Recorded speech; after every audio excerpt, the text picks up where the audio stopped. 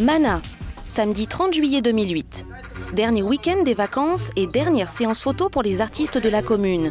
Justin Demille et Nico posent sous le regard attentif de Rémi Aubert, président de Zigzag Prod, une association très active à Mana.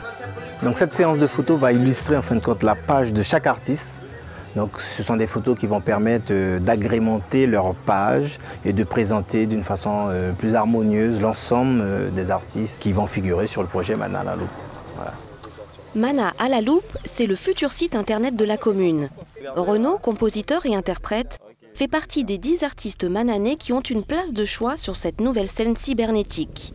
Car le projet né il y a 3 ans, sous l'impulsion du PRAI, le programme régional d'action innovatrice, compte bien valoriser Mana et tous les acteurs de la région.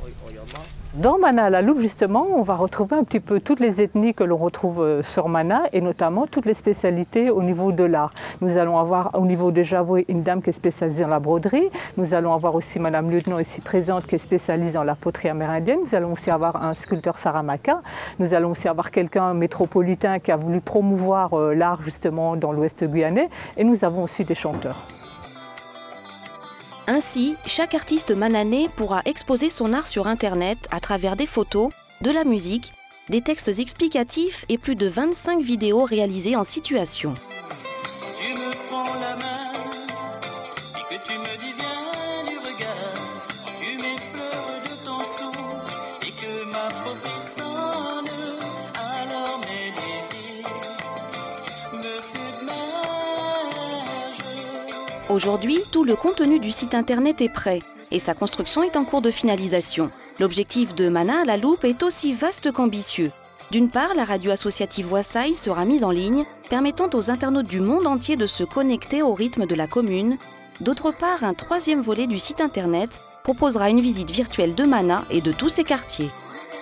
C'est une équipe de Toulouse qui a réalisé les panoramiques. C'est vraiment un projet innovant, c'est-à-dire qu'on pourra déambuler dans un lieu. Si on prend l'église de Mana en exemple, on pourra visiter l'église comme si on y était.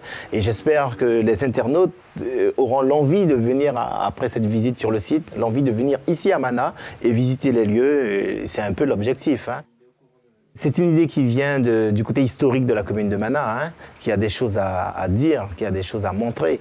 Et il était important, puisqu'on n'a pas de musée ici à Mana. Donc c'était une façon de combler un peu cette lacune et de montrer au monde extérieur toutes les potentialités de la commune, de par son histoire, de par la diversité ethnique et culturelle. Et puis c'est un moyen de faire un échange avec le monde entier et de partager. C'est toujours dans le domaine du partage.